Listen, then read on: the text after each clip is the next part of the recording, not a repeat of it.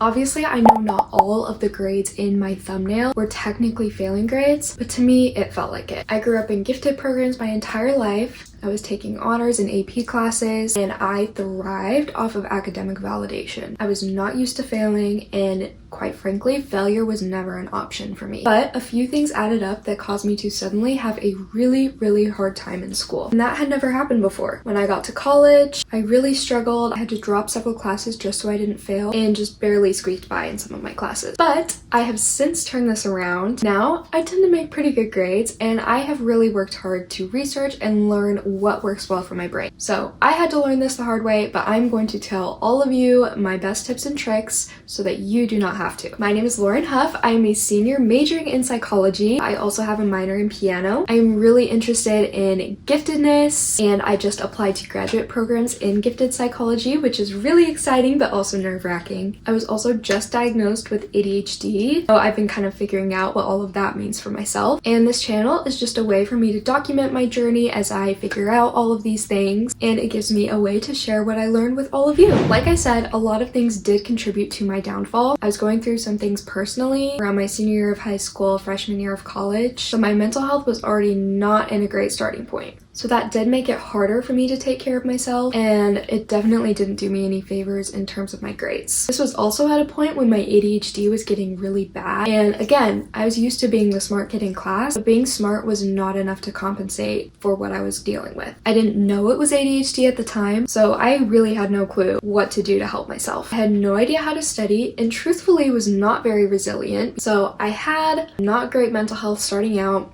And then I wasn't earning good grades, which made my mental health worse. And I'm also a perfectionist, so that made my mental health worse. And it was just a vicious cycle and resulted in a not great turnout for my freshman year GPA. But I've always been an ambitious person, and I knew that I had big goals and things that I wanted to do. So I knew I needed to fix what was happening to my grades. So after my freshman year of college, I did a lot of research, I did a lot of work with myself, and by the time I came back in the fall of 2022, I was much more prepared, and I got A's in all my classes that semester and have made almost straight A's since. Now, disclaimer, it is pretty normal for college freshmen to have a rough time their first year of college. I didn't know that at the time, but turns out it is. For the most part, you're kind of in a new place surrounded by people you don't really know, not to mention you're not used to how college works, so all that combined can make it kind of challenging. And I'm not saying that the things in this video are going to magically fix all of that, but they have helped me, and they're what my brain needed. So without further ado, it is the start of a new semester, the start of a new year, and here are my best tips for how to improve your grades in college. First things first, if you are not taking care of your body,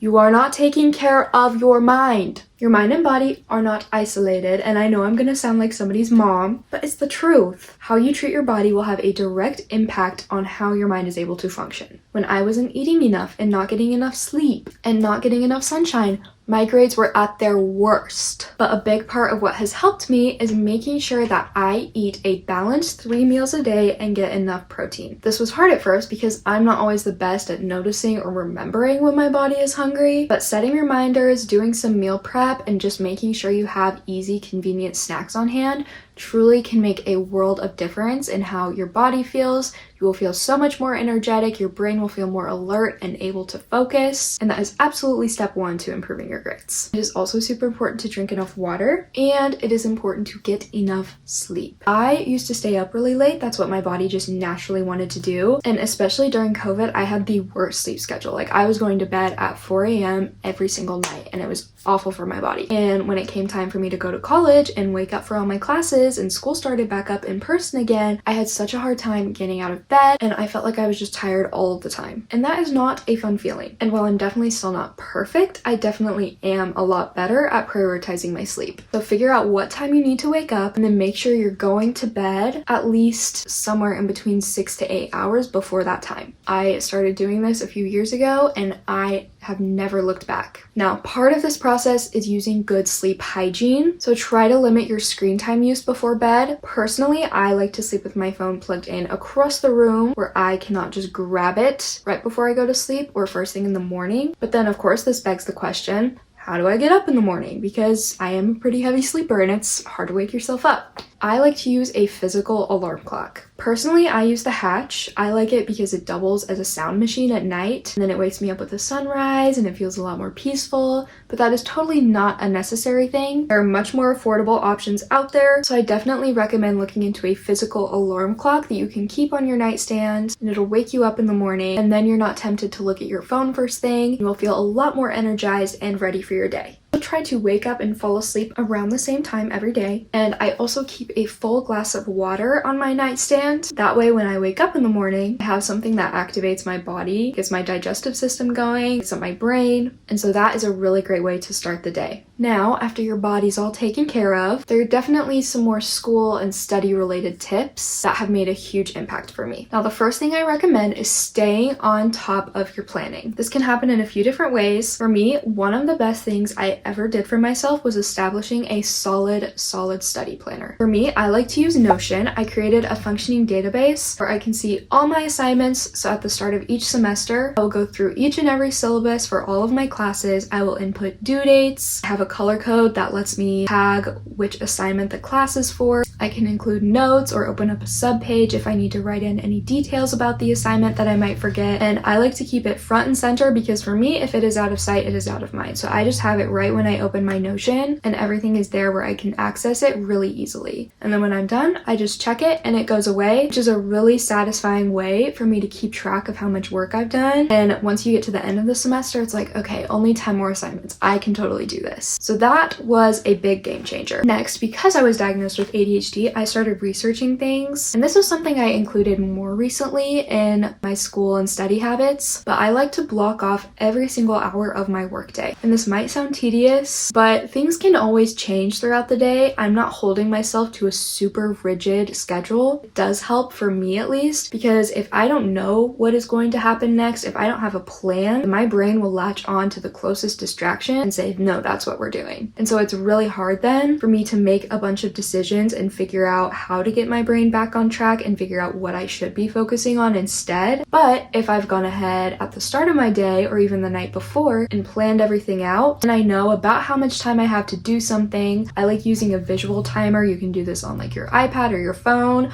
or you can buy a visual timer so that you don't have to have any devices around you at all. And then it kind of turns into a game. You can race yourself, race against the clock, but then you know when you're going to do everything. And then by the end of the day, you will feel a lot more accomplished and you will have actually gotten everything done that you needed to. Next, what you're going to want to do is lock in your note-taking system. My freshman year, I was so bad at this. I had one notebook, and I used it for everything. Every class, every single drawing I had to do, every diagram, all of my notes were in this. And I didn't even have dividers, grouping them by subject, no.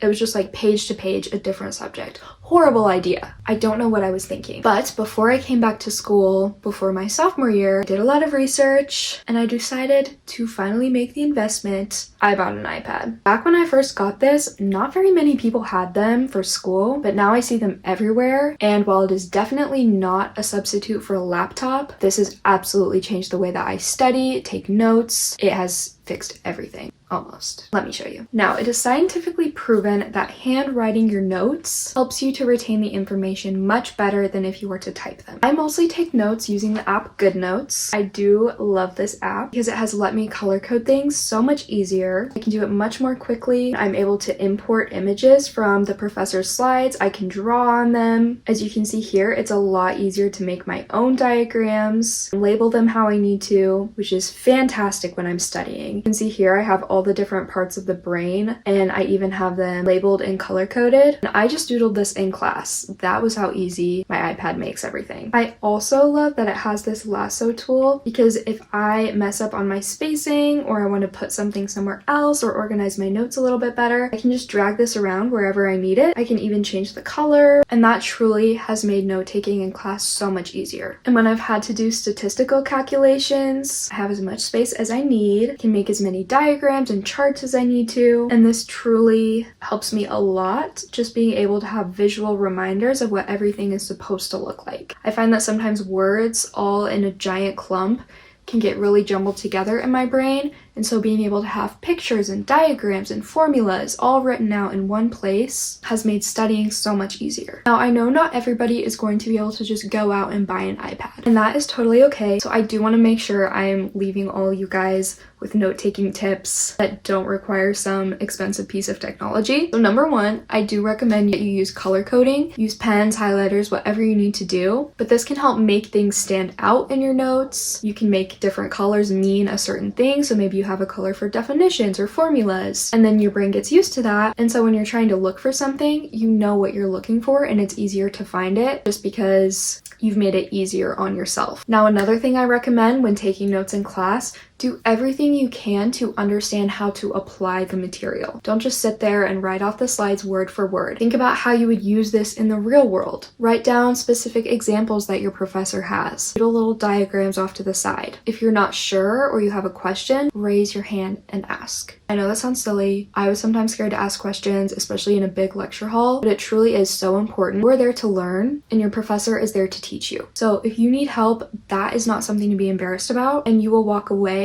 feeling a lot more confident because now you actually know what you're doing. And kind of along with that, I've already touched on this several times, but if there are diagrams, draw them. If there are graphs, draw them. If there are formulas, write them. Even just a rough sketch is better than nothing. And again, that's going to help you apply the information and you'll be able to retain it so much better. And when it comes to note-taking, I recommend paraphrasing what your professor says or what you see on the slides, because if you can take that material and put it into your own words, not only will you remember it better later, but it also kind of forces you to make sure that you're understanding it, because if you can't put it in your own words, chances are you haven't really grasped the concept just yet. Now that we've established note-taking, I have a few tech-related tips. So I know on iPhone specifically, I don't know how it works for other products, but you can use Do Not Disturb and apply focus modes. I've done this across all my devices, and you can adjust these settings. So if you want certain people to be able to contact you, they can. But this limits unnecessary distractions and keeps you really focused when you're in class and trying to study. I recommend that you mute all your notifications for social media, online shopping apps, and really just make your phone as boring as you can. This reduces the temptation to go on your phone when you're in class or while you're studying, and it will again keep the distractions to a minimum. Additionally, for me personally, I had to take social media off my phone completely. So I look at it on my iPad, and let me tell you, doom scrolling does not hit the same when it is on this giant clunky thing. It's not as comfortable to just lay in bed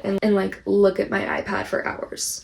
That's not fun. So you still can have social media. I'm not saying you need to wipe it out of your life completely, but if you can modify some things, make some small changes about when and how you use it and what device you use it on, you will feel like a whole new person. And your grades will love you. Pause. My dog wants to say hi. Oh. This is Jack. He's a year old. We've had him for about 2 months now. Do you want to tell the people to subscribe? Would you like to do that for me? How could you say no? Gonna let me finish my video? Thank you. Bye. Next, I have some things that I've implemented specifically while studying that have helped improve my grades tremendously. First, I make mind maps. This is just one example of what a mind map could look like. I did this one for my music history class when we were talking about medieval music, and I was able to connect all these concepts and really understand how they work together. Mind maps are especially helpful whenever you have concepts or terms that might be similar to each other or even vastly different and you're not sure how they all connect. So for me, there were a few related concepts here, and I also had to know certain pieces that went with each concept. And this really helped me understand what was happening, and honestly, it did make studying a little bit more fun. And any doodles, arrows, lines you can draw, colors you can use, those will help give you a visual picture to think back on, and it's literally called a mind map. It's almost like a map or a cheat code to how all these things and all these words your professor is throwing at you are going to fit together. Next, I love making flashcards. You can do these handwritten, which similar to note-taking might help get it in your brain a bit faster. I also do really love Quizlet. I'm sure we've all heard of it. I really like the different learning modes that they have and how you can test yourself. So for me, that has been a really good way to learn the material really quickly. And then one thing I really like to do, you can grab a friend or just film yourself, but try teaching the concept to another person. Teaching material is one of the greatest ways that you can make sure that you actually know what you're doing.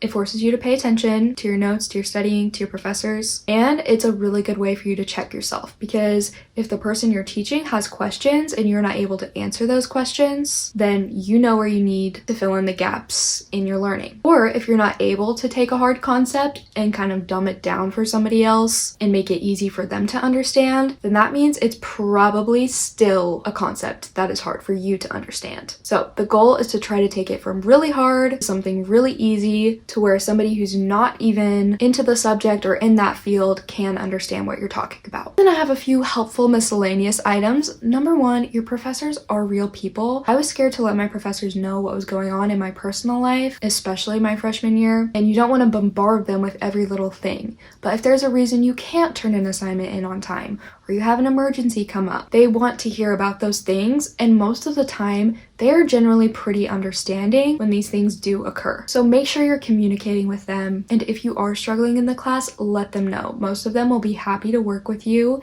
and give you extra time with them. Go to their office hours, and even if you don't really have any questions, just try to get to know them a little bit, because I think this does make them feel good as people to see that their students care. But even beyond that, that can be really helpful for you later in class. You feel a lot more comfortable asking questions. It gives you a chance to give the professor some feedback, and it also keeps you accountable to go to class, because when your professor recognizes you and sees that you are somebody that they know who is showing up consistently, you're going to be more motivated to get out of bed and be there in class. And if they know you and see you putting in effort, not all the time, but some of the time, the professors may be willing to help you out with your grade if you're struggling, or provide you with some extra credit. And then, like I mentioned earlier, I do have ADHD. So if you have something like this that's going on, again, communicate that to your professors. You can get accommodations if you need them. That was something I really wish I had earlier in my college career. Since then, I've started really loving fidget toys. I've been trying to start up a little collection of them. I love little spinners like this. Clicky keyboards are really fun. And then this is a new one I got for Christmas.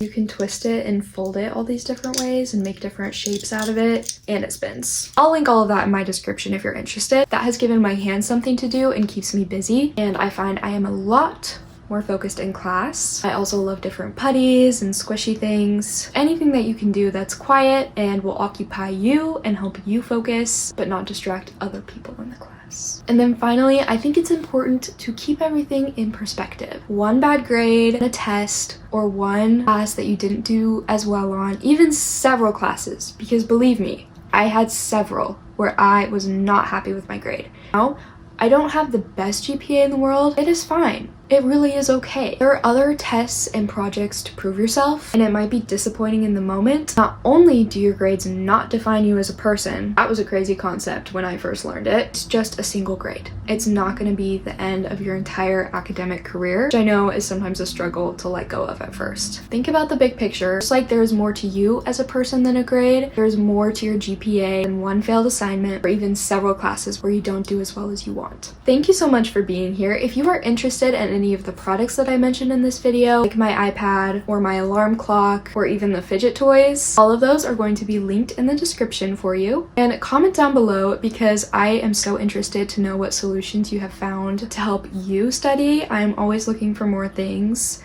to try and refine this little process I have for myself. And make sure you subscribe. I'll be uploading a lot of shorts from my TikTok, since TikTok is now getting banned. And I'm excited. I'm excited to start a community on YouTube. This was my first full YouTube video, so make sure you subscribe for more and let me know what else you want to see from me. Bye!